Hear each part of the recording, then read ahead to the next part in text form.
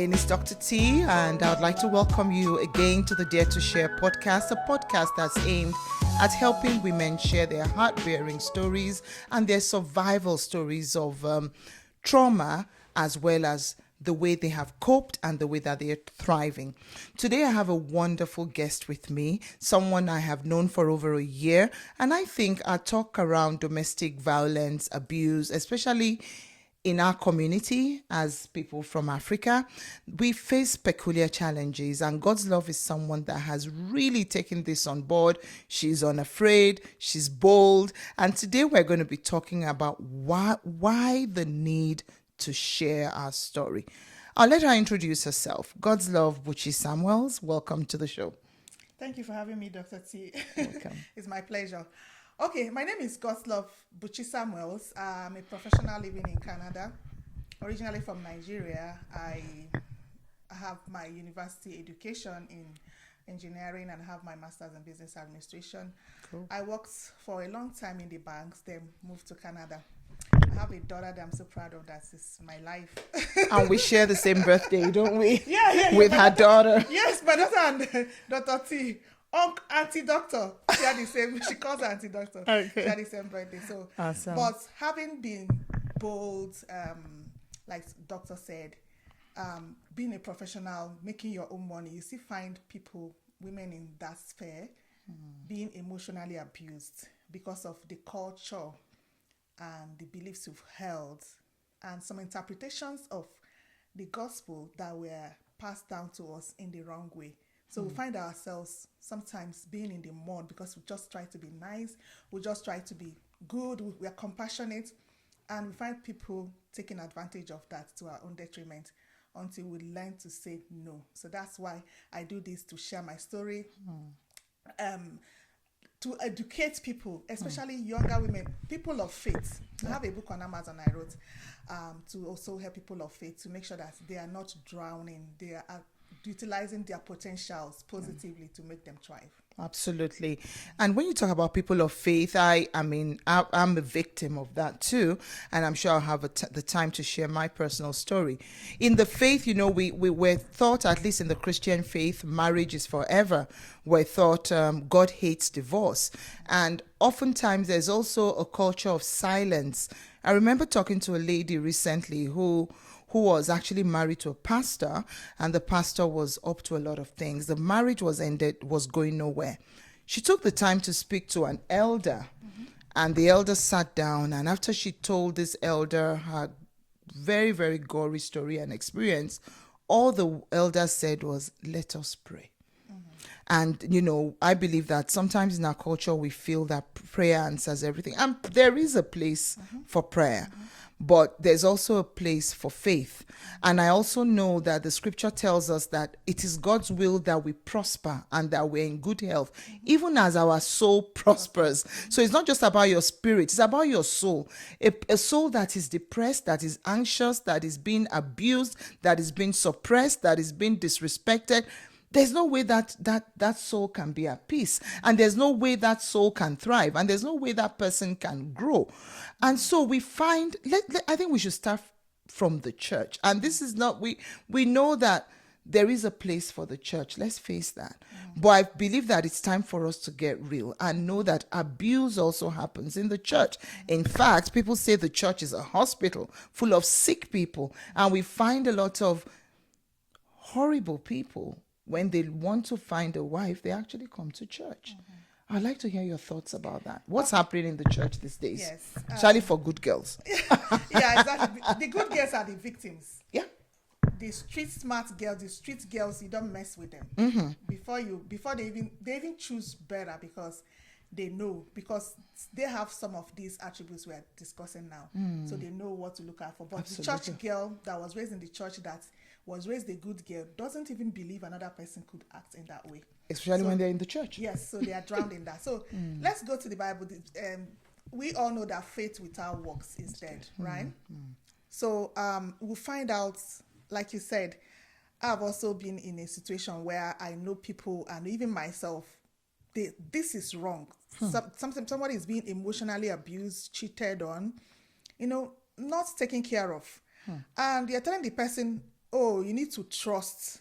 I'm seeing that there's a red sign here. I'm seeing somebody being, I'm seeing a blood being shed, for example. You're saying, oh, you need to trust. What am I trusting? I'm seeing a damage happening. Absolutely. You're telling me to trust. Oh, go and pray. What am I praying? You need to pray to someone that is willing to change. You need to pray for somebody, rather, for someone that is willing to change. You can't force good behavior on anyone. No. You need to be able to say, oh, I'm going to change.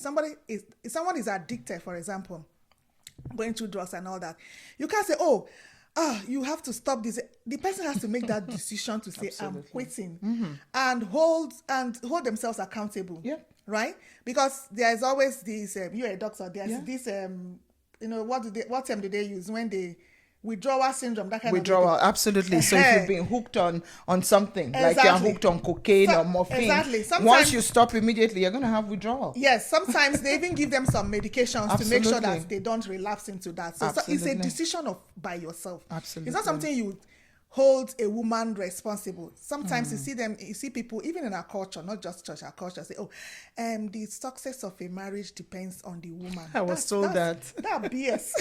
I was told that. That's total It's BS. all in your hands. You got. How can you be the president? This. You are the president of the home, and you now say the vice president. If a country fails, if an institution fails, it's the president that is held accountable Absolutely. first, not the vice. Exactly. You can't say, oh, the country is failing. You call in a country now, they call the president T-Pain. The T stands for the president. Absolutely. Nobody remembers the vice. Absolutely. Right? So how will you now see an institution like that? You are the head. Everybody submits to you. You now say, oh, it's the woman that decides. Oh wow. No, it's not. So, but that being said, the woman also has a part to play. So it's both of them. It's teamwork. It's teamwork. So both of them have to agree. Then the third point is a tripod stand.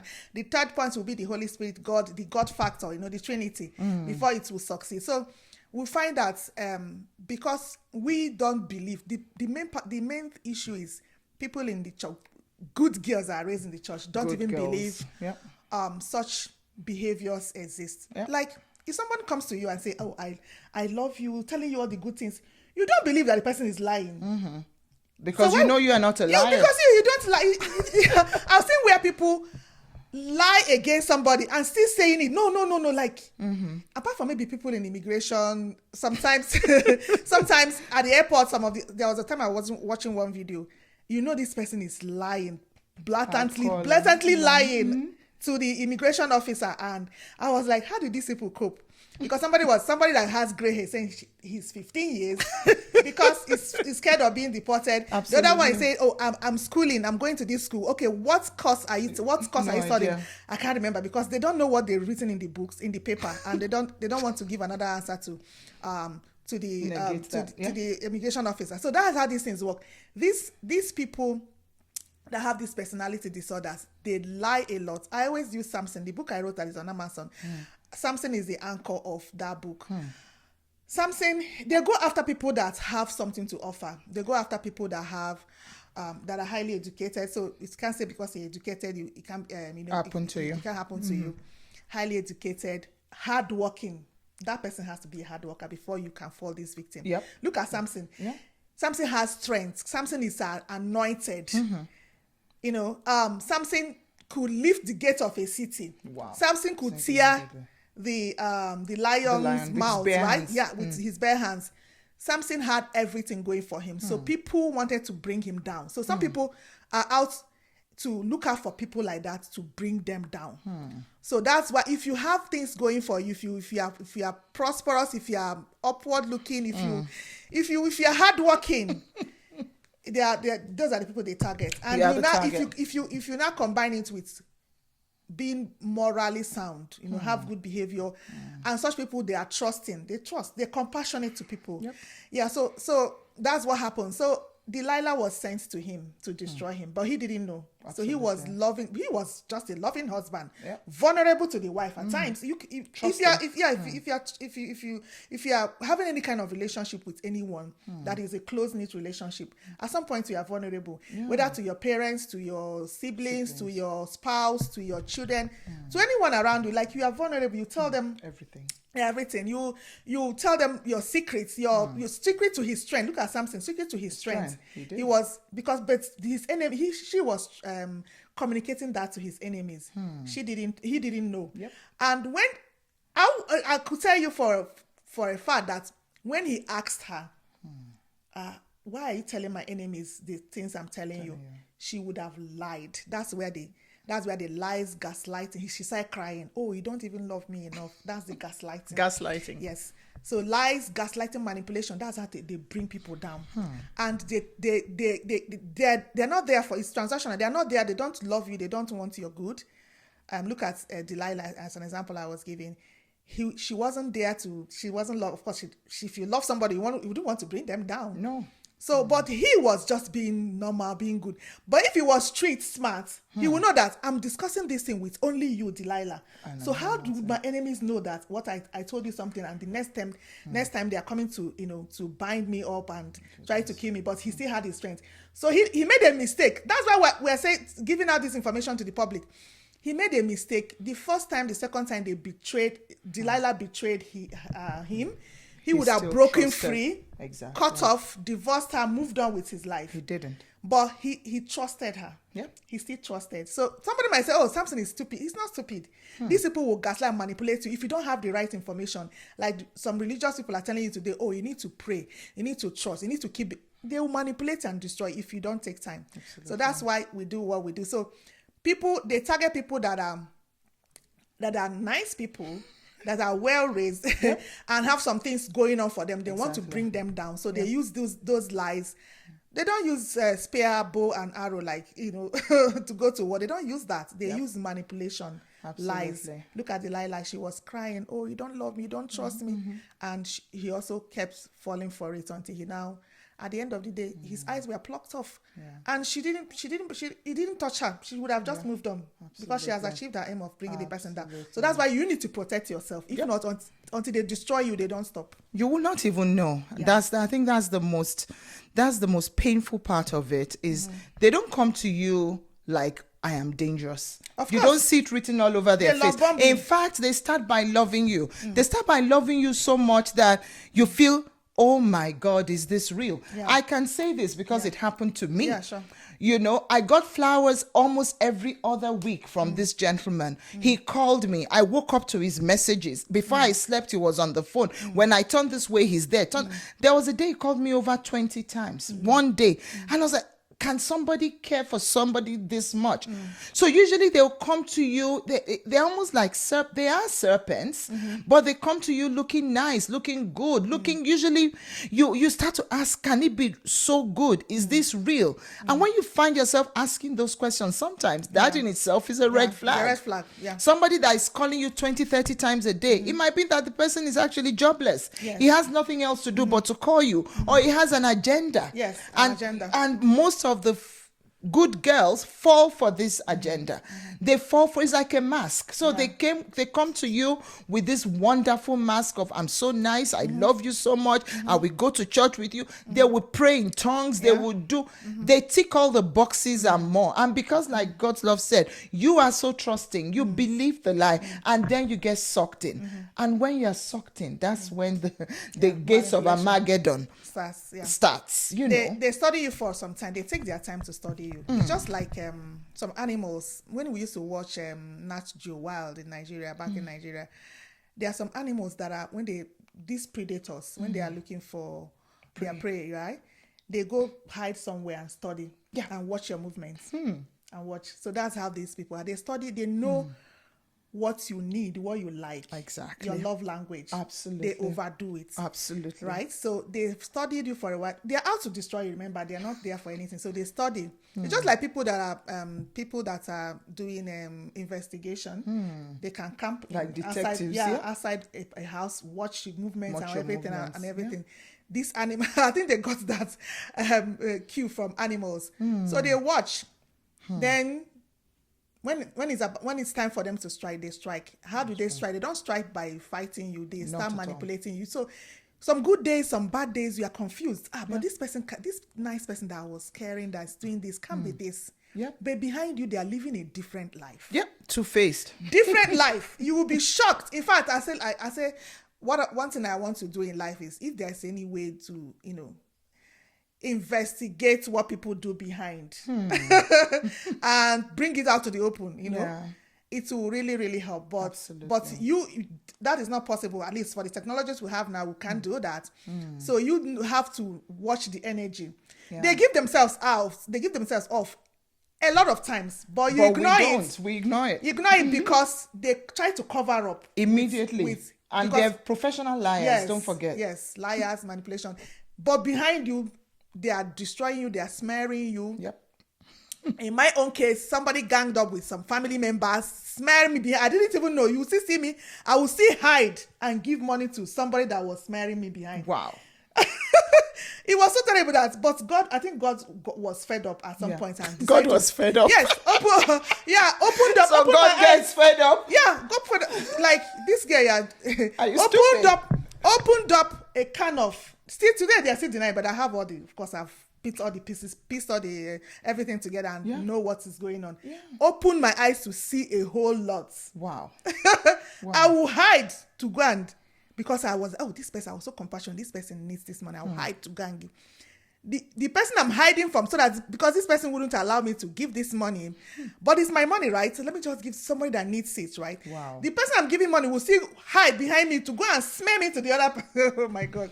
It took me time to understand that. I was in shock. I didn't get high blood pressure. It just got that same because I was in shock. Exactly. How can somebody be this supportive to me and I'm compassionate towards me and I'm doing this, smearing them, trying to bring them down behind my back? If they bring this person down, it's going to affect me too. The person is helping me, right? Sometimes they're stupid. They don't even know. They don't believe that you'll find out. Those are the things that happen. So exactly, the red flags are there for everyone to look out for. Exactly. It's not by what they tell you, it's how they behave, what they do. Action. Action. Something as little as, Dr. T, I like your nail polish. Mm-hmm. What's the color? You know it's not red, but the first thing that comes to your mind is tell me, it's red. It's red. Why do you have to tell me that it's red, right? That's a red flag. Absolutely. No matter how little the lie is, once somebody starts telling you lies, these days I don't give any grace now. Once you tell me one, why would you even tell me that lie? Why would you want to lie? Why would a full-grown adult want to lie? Because it's somebody that wants to be with you in a relationship. Yeah. So you ask yourself, why the lies? Exactly. Why can't they come out clean and straight? Exactly. And the reason is they don't have it in them. Yes. They're always trying to cover up. They always try to cover up something. They always try to. So they feel, maybe what do you know? Have you found out? So they always try to lie about. And that's why in countries that are in developed countries, sometimes tell them the truth, even in your immigration application. Yeah. Tell them, even if you've done something wrong, just say the truth. Yes. Once they discover you lied about something, and that's the end of it. That's the way we should live our lives. Yeah. Once somebody is telling you lies, even if it's not a romantic relationship, no matter what it is, if you're looking for a job, start telling them lies. Because if you tell me one lie, how do I believe that all the other things you're telling me they are truth, right? So those narcissists will always lie. Sometimes even some people that are church tongue blowing, you will not know. Yeah. So you need to find out what's going on. Test. Even the Bible says test every spirit. Yeah. So find out anybody that is lying to you, no matter what kind of. These days, in fact, when you start and pray for that discerning spirit, when you start knowing how to identify these red flags, sometimes even the energy they give off, something is off. Yes. You have not found what something it is. Doesn't add up. Yes, but your energy is, your spirit is not accepting this. There's something off. Dig deeper. Give yourself time. Yeah. Find out what is going on. Absolutely. Dig deep. Do investigation. FBI on them. FBI on them. Yeah, do your investigation. Yeah. Somebody was like saying, somebody came to their house. I read this story on Facebook. A girl was like, these IJMB guys, I just got back in our country. They say, I just got back. The person is coming from abroad. Mm-hmm. Meanwhile, the person used a VPN or whatever number to, the person is living in Abuja. But use a And different VPN use a different to show that he's living abroad. Yes, living abroad and all that. And whatever Deceiving number, people. I don't know how they marked their number, and he's showing another country code, right? Wow. She didn't do her investigation. She didn't even go to Facebook to find out who are the friends, who are the... So she Who are the already fell friends for of the the guy. friend? Maybe the guy knew that, oh, this one wants someone that is abroad. So he used that, manipulated her, came to her house, ate her food, wanted to even take her... Until it was after the guy now ghosted her that she now went to Facebook to find out his name. They now have a mutual friend. The mutual friend said, please run away from this guy. This guy is a whatever, master manipulator. Whatever, yeah, and that he's living in Abuja. This is what he has done. Why didn't you do that investigation before this happened? So why do you just don't believe anybody on face value? That's why whatever application you do, they do they call it background checks. Yes. They call it background checks. I just came off from an interview now. They said, oh, they went to do some background checks about me. They saw this website. Everybody does investigation. So teach your girls to teach your children. Sometimes my daughter, little girl, she'll come back and say, oh, this person refused to play with me. As if they refuse to play with you, then let it go. Exactly. Are you looking for people to play? Come, let me play with you. So confidence. Yeah. Build your self-confidence. Be your own friend. Absolutely. Right? I always tell people, build a cocoon around you, right? So only allow people that are healthy emotionally. Don't allow any form of toxicity. Don't give graces. It's not in your place to give grace. Anybody that sins should go and ask God for forgiveness. It's not you to keep accommodating. Remember, Samson kept accommodating those bad behaviors and lies, manipulation, gaslighting, and until he committed suicide. They had his eyes plucked off, right? Okay. So it's in your best interest to test every spirit. Yep. If the energy is not, something is off in the energy, dig deeper before you couple together with anyone, before you fall for anyone, before you do any kind of transaction with anyone. What, be it your employee, be it romantic is even the best. It is the highest point where you should, because you are giving your life, part of your life, away to this person. Whatever affects that person affects you in one way or another. The person can be cheating on you, get illnesses, and that will affect your life and destroy your life totally. Absolutely. The person can go and make a mess of their finances and dump it on you. A whole lot of things going to happen. Absolutely. So you need to really, really dig deeper to make sure that you don't make such mistakes. And if for peradventure you have made that mistake, there's always room for correction. Yes, the Bible says in 1 Corinthians 7:15 that if the unbelieving wants to go, even if the person wants to go, let them go. You are not bound. You are not bound. When they say, the Bible says you are not bound, it means whatever their sins or whatever they've done, it's not on you. You can move on. Remarry if you want. Now choose better in your life. So nobody is saying, nobody can come and tell you, oh, you need to keep praying for 100 years. Meanwhile, the person is doing their jamboree wherever and having a swell time with themselves. Absolutely. And you are there. I have a story. Okay. A story that I think I posted this in our group. Yeah. An 83-year-old woman was so lonely that somebody was stealing from her. She was sending money to somebody in Africa and believing that it's a love. The person was telling her, oh, you're my queen, and not 83-year-old woman. Still taking advantage. Yes, because at 17, what happened to her? At 17, somebody disappointed her, left her. She married at 17. Somebody left her and go to be with another woman. So she never recovered from that. So if you don't recover from it, if you don't recover from it, you're going to carry it to old age. Today now she's crying. Yeah. She doesn't even have the money. She has finished paying off her mortgage. But now she has got to use her house to take money for the same loan. Guy. Now she's owing $1,000 every month. Like I was so mad. I think my eldest patient was actually 79. This is a true life story, and again she was rejected, and her first marriage failed. So she got into this other marriage, and she was extremely unhappy. He was a narcissist on steroids, and she was so scared to leave him. She stayed and she hung on thinking, what will people say? This is so shameful. And I know there are women out there that are thinking, what will people say? This is so shameful. But at the end of the day, it's about you. It's your life. It's your choice. And eventually, luckily, she left at the age of 79 after living and staying an unhappy marriage for almost 30 years with this gentleman. He had checked out. And you know, before they physically checked out, they actually mentally checked out. Sure. They make you know that you are not really that important to them. They don't value you. They don't value, and you know. And it's just really sad, especially for women that are empaths. You know, we keep hoping, even when the signs are clear that this is not going anywhere. We keep hoping, we keep praying, we keep fasting, and time is going. You do yourself the greatest disservice by sitting in an abusive relationship. Now, I started this podcast, God's Love, just for people to share their story. And you'll agree with me that in our environment, because of the social, the cultural, the religious, people are always so afraid to talk. Why is this so?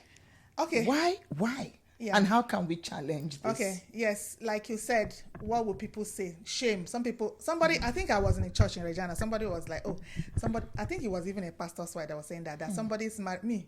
I've lost shame right from time. I'm the one that will tell you my story. Like what is it? So somebody said, that because of shame. I said, what shame are you talking about? If not that pastor's wife, I like her, I would have reminded her, most of these people, their parents are second wife, third wife, fourth wife. So what shame are you talking about? Somebody, and that's why the street girls are better. Before you know it, they throw you out. Like they really want to throw you out. Like, and they don't. Some people even celebrate their divorce. Their divorce, they have a party. But somebody in church will be like, "Oh God, what will?" Leave that place. If anybody is judging, you know what you've passed through. If anybody is judging you, leave that place. Yeah. Leave that place and go and thrive. Yes, leave the church. Leave that place, go and thrive. Yeah. You know yourself. If you have a relationship with your God, you know what you passed through. You know what you went through. You know what. Most times you've bent your bend your head backwards to, walk on eggshells to satisfy this person, but they refuse to be satisfied, and they are cashing in, or they are cashing in on the fact that you are trying to make it work. Yep. Because you're the only one in the relationship. Yes, they're not there. Yes, you're the one trying to make it work. So they are once you get up and find yourself, most times they want to come back. Of course, that time that if you build yourself and you are thriving, what do you care about what anybody's saying? Absolutely. That's their business. It's your life. Most of the people that will judge you, you don't know what's happened tomorrow. I see it happen. I see sometimes their children. It happened to their children. People have come to me to seek advice. I say, okay, you were judging that time.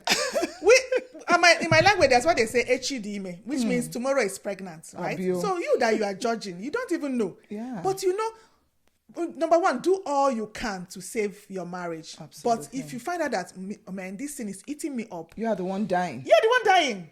So do you want to die? You're the one dying.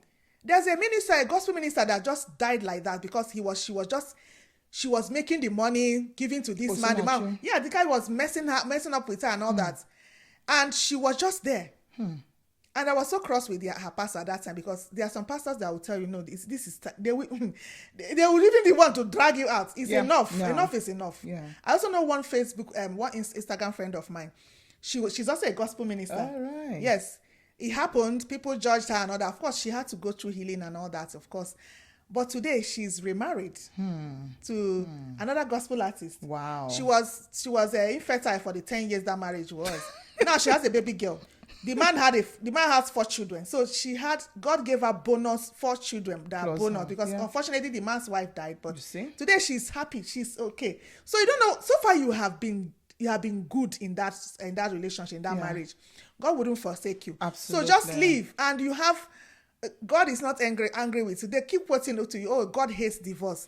God hates putting away. Go to the scriptures, read it very well. God hates putting away. He doesn't want men to be putting away their spouses because they are tired of them. So that's what God says. He hates it. He was been talking to the men there. Yeah. But some ignorant women just picked it up and started saying, this. Before I took my decision, I went in there because I don't want anything to happen, to affect the relationship I have with God. I did research. I did everything. So God was talking to men. I hate you putting away your spouses. And people are just putting their spouses away because I divorced you.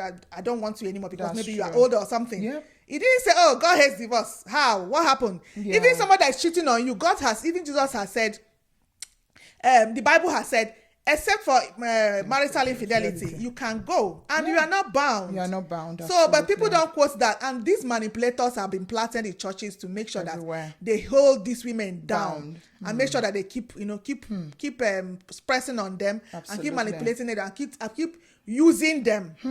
So the woman you talked about at 79 years, go and check her now. She's healthier. She is healthier. Yeah. She is more beautiful. Yeah. She has rented an apartment. Yeah. She had always wanted, she trained as a hairdresser. All the 30 years she was with this guy, she couldn't even do her work. Exactly. She couldn't dress her hair. Yeah. Now she's doing that. She's liberated. I see her and there is a light. There's a heaviness that is lifted.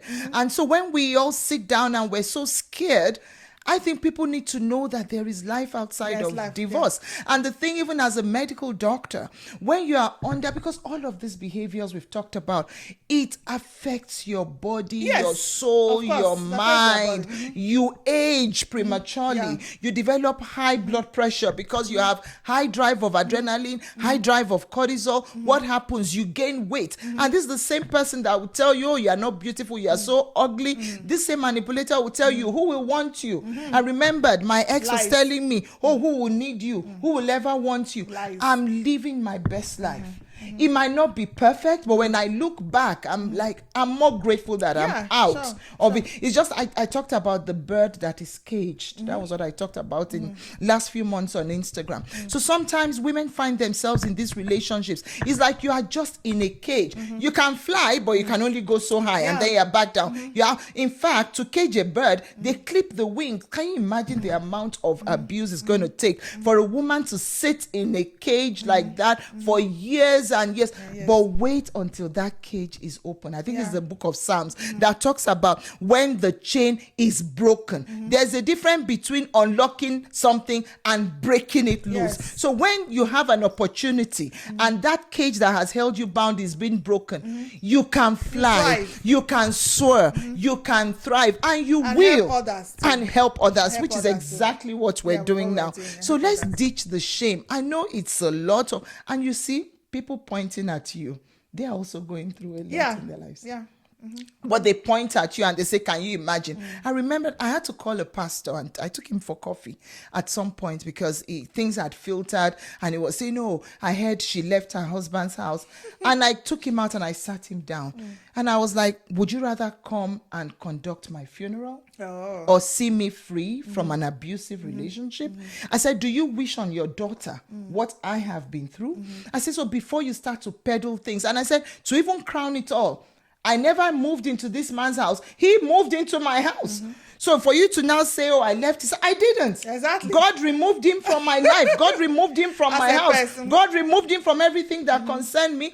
And that gave me the opportunity to thrive. It was tough. I didn't just leave and became 100%. It's tough. It's a process. You waste some years. Like to rebuild yourself takes some time. It takes time. Yeah, you've been attached to this and you separate.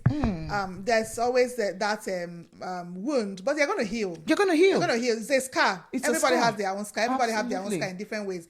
And if you don't leave that place, I see some people, even some sibling relationship, I've seen some people, I look at it, I say, this is what is doing. They thrive in destabilizing you, making you start thinking confused. You start thinking about maybe what this person is telling me is true. Maybe I'm like this. Maybe I'm crazy.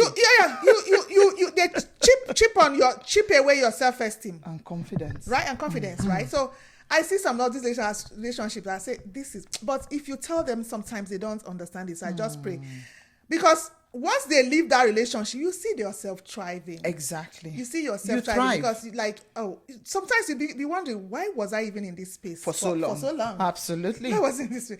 What is even so special about this person? Right? But that's because you found yourself. Don't forget, they try to strip you of your confidence and of everything else about you. Yeah. You know, people, I remembered my past life. This guy will call me names. He will call me names that even my parents didn't call me. Terrible things. Yeah. And the harder I tried, the more difficult it was. And I was like, what happened to all the love, quote and unquote? There was never love. Yeah, and really, there's no shame. There really should not be shame. When we share... When you're free.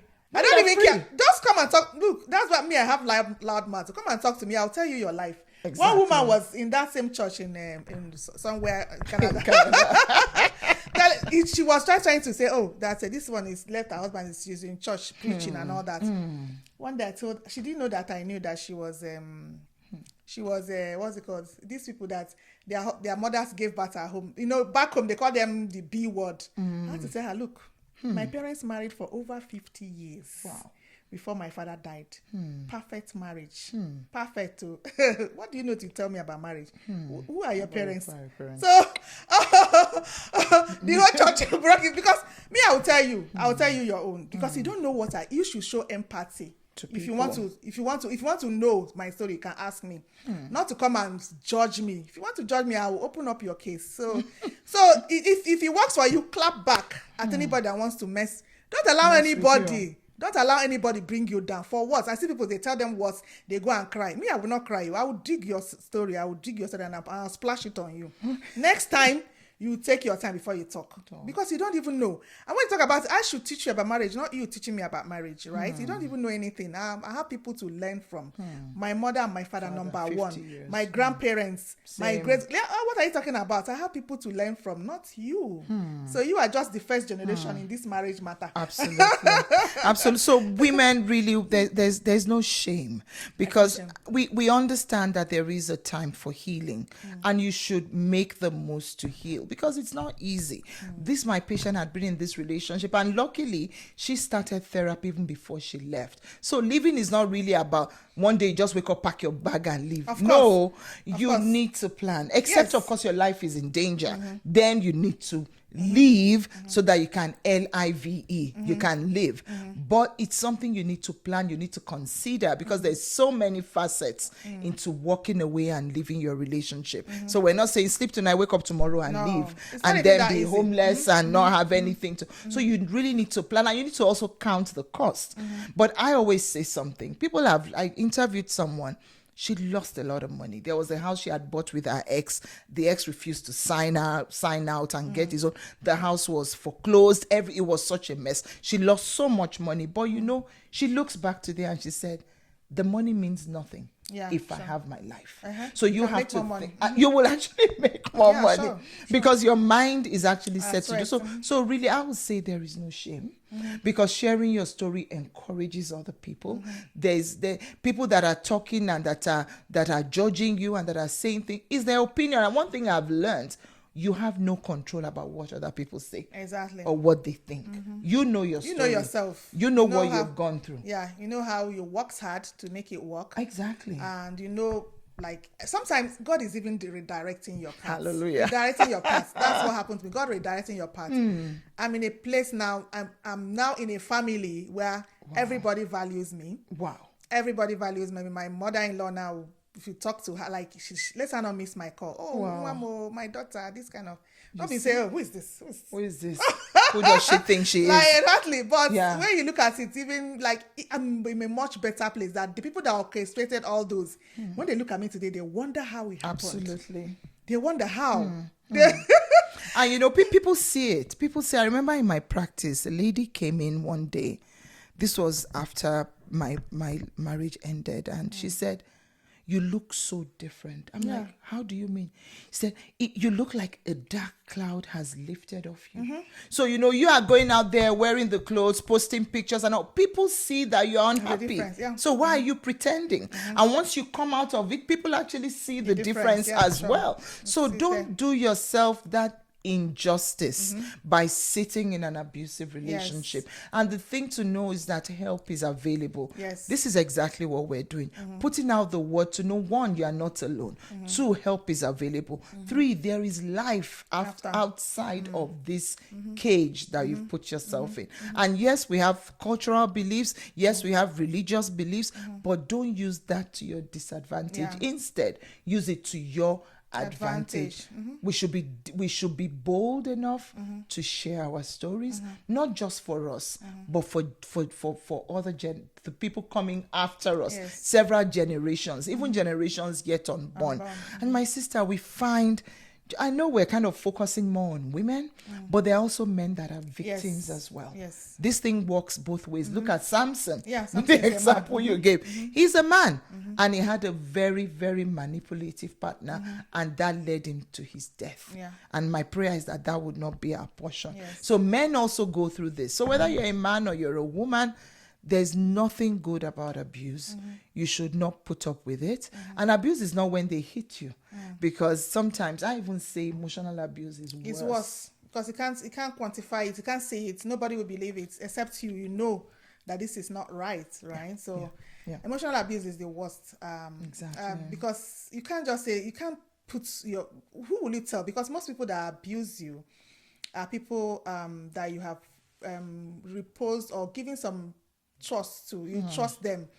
And they seem like they behave well to other people, but They're to the you, nicest outside, yes, don't they're the forget. nicest, yes.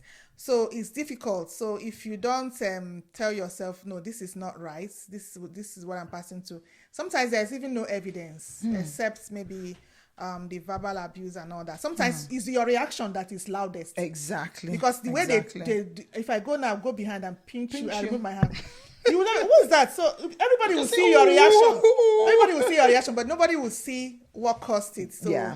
such people and such narcissists, they easily cry. They cry easily. They are the ones that look at Delilah. She started crying to Samson. Oh, you don't love me. You my don't God. believe me. Those kind of things.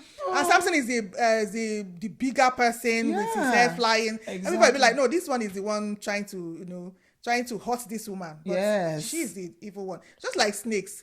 If you don't know that snakes are dangerous, you know the way they move, so slimy, so creepy. You wouldn't know now. You'd be like, let me go and carry this one until Exactly. they put their venom on The you. venom on you. So those are the things you need to look out for. Emotional abuse is It's real. It's real. And we should be bold enough to share our stories. Yeah, sure. It will help us. It will help generations yet unborn. Do you have any final words for us as we round up? And thank you so much. This has been awesome. Thank you. Awesome. Thank you so Seriously awesome. Yeah, my final words is don't allow anybody, don't live your life for anyone. Don't live your life for anyone. Oh, what would this person say? What will my church say? What will my pastor say? What will my... Is it your pastor or your church or your father or your mother that is in that situation? It's not anybody else. It's you are the one in that situation. You have to be bold. Own your life. Exactly. Whatever that is not serving you, ditch it. Absolutely. Ditch it. All right. So sometimes I've seen I tell stories a lot. That's one lady was sharing her story. Her sister, she left her sister and her husband in the same house, traveled to go, I think, for greener pasture or something. Her maid, she brought her sister so that her sister could help take care of her kids, and not trusting the house girl. It's the maid that now told her, oh, auntie, when you left, this is what uncle and auntie was doing, to the point that she got pregnant, had a child. Wow. So something happened, she had to send her sister away and all that. Do you know her family? Her mother was like, I think she later, the sister later got married, and I think something happened in her marriage collapsed. Of course, such things will always follow them. So the husband threw her out of the house. So her mother is trying to manipulate her to accept this sister back into her house. So she's asking, what should she do? I was like, ditch that your mother. That your mother is very manipulative. Why will you tell her? Why will no, that she's not? They always use that card. They always play that card. Oh, you don't want to forgive. What are you forgiving? I always tell people, God forgive me. But if God could chase down Satan, who are you? Hell. You chase them. Exactly. Satan was the morning star, the most beautiful voice and everything. Yeah. But when God saw that this one is evil, he chased. So you can't stay with a narcissist, a manipulator, and you win. They are going to win. So if God couldn't contain it and say, get out of my presence, you are not the one to say, okay, I want to say. Samson, another person, he would have divorced that woman and fulfilled his life. But that woman messed up his life. And I'm always telling people that Judas, to betrayer, somebody that is supposed to protect you, betraying you, is very dangerous. Don't have your back. Yes, it's very dangerous because you trust this person, just like you playing with a child. The child needs to catch the person. But if you not catch with a knife and you survive it the first time, what are you going to fall there again? They're going to do it again. So exactly. Judas also, instead of Jesus was nice to him. He was a good master, good everything. That's the part. That's another teaching. That's the part God has destined for him to follow. People are going to kill him, right? He was going to be, crucified on the cross. The the stupid Judah didn't know that this is his part. You go and throw yourself in the mix of the whole thing. Jesus did not say, "Oh, Judas, I love you, I kiss you." Jesus cursed him and said, "Woe unto, I came to this world to die, but woe unto the person that is through him that I will die," right? He was supposed to be a close ally to Jesus. He went to go and kiss him and say, Gave him up. He knew those people wanted to kill him. He didn't know that Jesus will resurrect to say, "Oh, I just did it so that it will be his part." No, he didn't know. He knew that he know that these people were trying to kill him. So someone that's trying to destroy, someone that's trying to someone that's trying to destroy you or kill you or do whatever to you, right? You that is my ally or my family or my partner will not go and sell me to them. You're not supposed to forgive that. That's what the title of my book. Maybe forgive, but forgive what is difficult to forgive, but don't forget. Yeah, don't forget. And always learn from the pain. Exactly. Learn from that experience. Don't accept them back into your life. No, you cannot. You should don't not. Do that. Don't accept them back into your life. So, but Peter denied Jesus. Peter was having a bad day. Times. He didn't say, he didn't say, "Oh, this person wants to kill my master, but let me go and hide and collect money and give it and give them away." So you're not supposed to accept such people. So don't, anything that doesn't serve you, if you find out that this person has betrayed you, go on behind you to do something, commit some atrocity against you, don't ever say, "Oh, let me forgive and accept them back into your life." They are going to plan, make more plans. They're and come coming out for dangerous, a bigger, more dangerous one. Even Jesus says, when you cast out a demon, if you don't replace it with a good spirit, they'll go and carry more and come. See, I can do 100 sermons on this narcissism. It's in the Bible. God has given us the thing, but we don't look out for it. People, you see that people will tell you, "Oh, you need to forgive 70 times 7." No, when it comes to that. When it comes to that, someone that is betrayed, someone that is an ally betraying you, somebody you trust, somebody you leave your part of your life to, and the person is behind you doing something that is against you. Don't. So live your life for yourself, so that you live to fulfill purpose. If not, you are not going to fulfill purpose. Absolutely. You are going to end up like Samson. Except you want that. So that's we don't want that, of course. We do not want that. Yes. I really want to say big thank you. Oh my God, pleasure. You are just an encyclopedia of so much knowledge around this topic, and I'm so happy to have had you here. My pleasure. I hope that people will learn and people will pick up. I love the way you use scripture today, because a lot of us kind of just hide under that umbrella. But look at Samson's story. Look at Judas and Jesus' story. Look at Peter and just look at all this story. It's all there. Yes. So it's for us to learn, for us to be wise, and for us to be ready to live and to thrive.